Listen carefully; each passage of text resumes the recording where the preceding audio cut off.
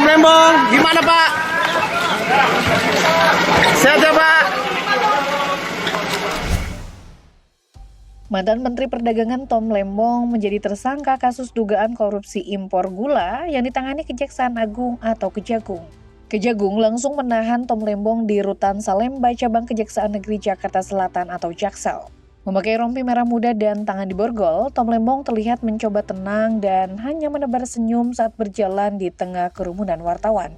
Penahanan Tom Lembong membuat tak sedikit pihak yang menilai jika upaya tersebut bernuansa politis. Alasannya karena perkara tersebut baru ditangani setelah 9 tahun berlalu. Adakah hal tersebut berkaitan dengan berakhirnya kekuasaan mantan Presiden Joko Widodo hingga terkait dengan mantan Capres Anies Baswedan? Pria dengan nama Thomas Trikasih Lembong ini adalah pembantu Presiden Jokowi di awal periode pertama. Pria kelahiran 4 Maret 1971 menjabat sebagai Menteri Perdagangan dari 12 Agustus 2015 hingga 27 Juli 2016. Dari Menteri Perdagangan, ia kemudian mendapat tugas sebagai Kepala Badan Koordinasi Modal hingga 2019.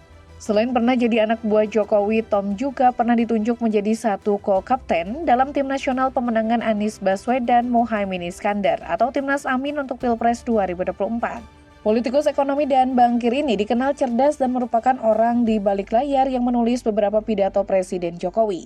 Salah satunya adalah pidato Game of Thrones pada pertemuan IMF Bank Dunia di Bali pada tahun 2018 dan pidato Thanos di Forum Ekonomi Dunia. Tom pula yang menyiapkan materi debat Capres-Cawapres nomor urut 1 Anies Muhaimin selama rangkaian debat Pilpres 2024. Sebelumnya pada Agustus 2021, Gubernur saat itu Anies Baswedan menunjuk Tom sebagai Ketua Dewan PT Jaya Ancol. Tom menempuh kuliah dalam bidang arsitektur dan perancangan kota di Universitas Harvard Amerika Serikat dan selesai tahun 1994. Tom memulai karirnya pada tahun 1995 dengan bekerja di divisi ekuitas Morgan Stanley, Singapura. Tom juga pernah bekerja sebagai bankir investasi di Deutsche Securities Indonesia. Tom menikah dengan Francisca Wiharja di tahun 2002 dan dikaruniai 2 anak.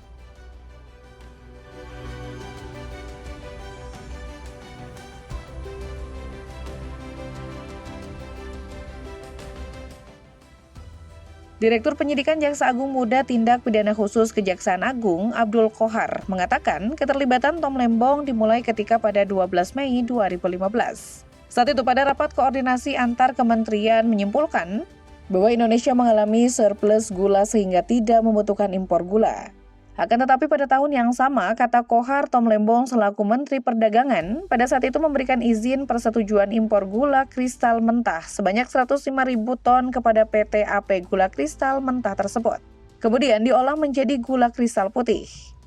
Persetujuan impor yang telah dikeluarkan Tom Lembong itu, lanjut Qohar, tidak melalui rapat koordinasi dengan instansi terkait serta tanpa adanya rekomendasi dari kementerian-kementerian guna mengetahui kebutuhan real gula di dalam negeri. Qohar mengatakan sesuai aturan Menteri Perdagangan dan Perindustrian nomor 57 tahun 2004, pihak yang diizinkan mengimpor gula kristal putih hanyalah perusahaan badan usaha milik negara atau BUMN. Kemudian pada 28 Desember 2015 digelar rapat koordinasi di bidang perekonomian. Salah satu pembahasannya adalah Indonesia pada 2016 diprediksi kekurangan gula kristal putih sebanyak 200.000 ton. Dalam rangka stabilisasi harga gula dan pemenuhan stok gula nasional pada November hingga Desember 2015, CS selaku Direktur Pengembangan Bisnis PT Perusahaan Perdagangan Indonesia atau PPI memerintahkan bawahannya untuk melakukan pertemuan dengan 8 perusahaan swasta yang bergerak di bidang gula. 8 perusahaan itu mengelola gula kristal mentah menjadi gula kristal putih, padahal perusahaan itu hanya memiliki izin pengelolaan gula rafinasi. Seharusnya dalam rangka pemenuhan stok dan stabilisasi harga, gula yang diimpor adalah gula kristal putih secara langsung. Dan perusahaan yang dapat melakukan impor hanya BUMN. Akan tetapi gula yang diimpor adalah gula kristal mentah. Selain itu, PT PPI seolah-olah membeli gula tersebut. Padahal gula itu dijual oleh 8 perusahaan tersebut kepada masyarakat melalui distributor yang terafiliasi dengan harga Rp16.000 per kilogram. Yang lebih tinggi di atas harga eceran tertinggi atau head saat itu, yaitu sebesar Rp13.000 per kilogram dan tidak dilakukan operasi pasar. Kerugian negara akibat perbuatan impor gula yang tidak sesuai dengan ketentuan perundang-undangan yang berlaku diperkirakan mencapai 400 miliar rupiah, ungkap Abdul.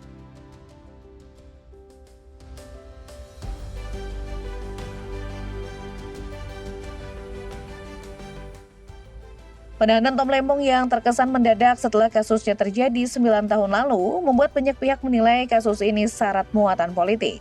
Hal itu terutama dikaitkan dengan posisi Thomas Lembong yang pernah menjadi tim sukses Anies Baswedan pada Pilpres 2024. Kala itu Thomas Lembong memang sangat gencar mengkritik pemerintah.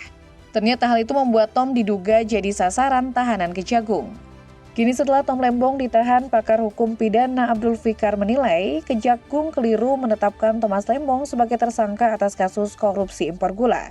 Menurut Fikar, suatu kebijakan tidak bisa dipidanakan sebab kebijakan itu adalah konsekuensi dari satu jabatan. Menurutnya, kalau hal ini terus dibiarkan yakni memidanakan bekas menteri atau bekas dirjen karena kebijakannya, maka tidak akan ada lagi yang bersedia menjadi pejabat publik. Sementara itu, anggota Komisi 3 DPR RI Rudianto Lalo mengingatkan aparat penegak hukum untuk memprioritaskan pengusutan dan penanganan kasus-kasus korupsi baru, guna mendukung roda pemerintahan baru yang dijalankan oleh Presiden Prabowo Subianto. Hal ini merespon penetapan tersangka Tom Lembong yang sedang ditangani Kejagung. Menurut dia, merujuk masa jabatan Tom Lembong, jelas waktu kejadian dugaan tindak pidananya adalah tahun 2015. Kenapa baru disidik sekarang? Politikus Partai Nasdem itu mengingatkan juga bahwa aparat penegak hukum pun tidak boleh tebang pilih dalam penanganan dan pengusutan kasus korupsi. Di sisi lain, Indonesia Corruption Watch atau ICW juga mendesak Kejagung tidak sekedar menjelaskan konteks kasus dugaan korupsi importasi gula tahun 2015-2016 secara umum saja, melainkan lebih jauh mengenai keterpenuhan unsur pasal yang disangkakan.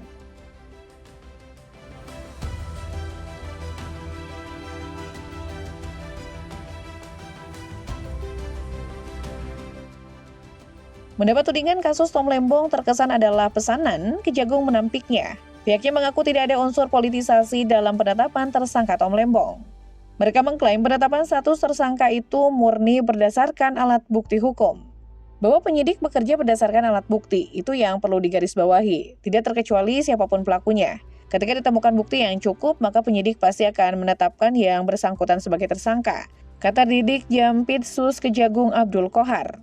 Menurut Kejagung, kasus ini sudah diusut sejak Oktober 2023 atau sebelum pemilu presiden 2024. Kasus tersebut bisa naik ke tingkat penyidikan setelah memeriksa 90 saksi. Di tempat yang sama, Kapus Penkum Kejagung Harli Siregar juga menegaskan tidak ada unsur politisasi dalam penetapan status tersangka Tom Lembong.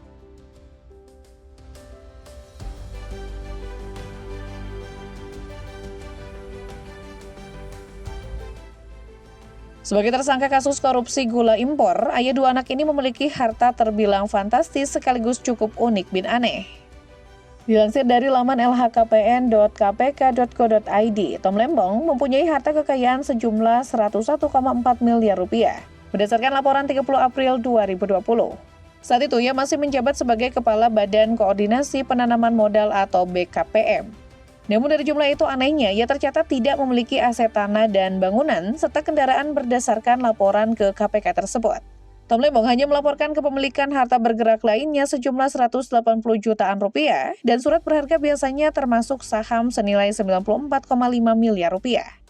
Ia yang sudah lama dikenal sebagai pengusaha ini turut mencantumkan kepemilikan kas dan setara kas senilai 2 miliaran rupiah.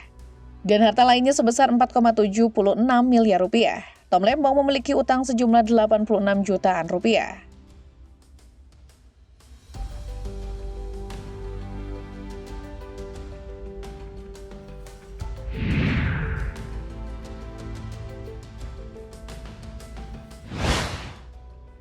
Mantan calon presiden nomor urut 1 Anies Baswedan memberikan tanggapan setelah Tom Lembong ditetapkan sebagai tersangka oleh Kejagung. Melalui media sosial X, mantan Gubernur DKI Jakarta itu mengaku kaget dengan penangkapan sosok yang sudah puluhan tahun dikenalnya. Menurut Anies, Tom Lembong merupakan orang yang lurus dan tidak pernah neko-neko. Karena sikapnya itu selama karirnya di pemerintahan, Tom selalu disegani. Anies mengaku sangat terkejut mendengar kabar penangkapan Tom Lembong. Meskipun begitu, mantan pasangan Cak Imin di Pilpres lalu itu tetap menghormati proses hukum. Dia juga tetap berusaha memberikan dukungannya kepada Tom. Dan kamu sendiri menilai apakah kasus ini memang murni penegakan hukum atau bernuansa politis?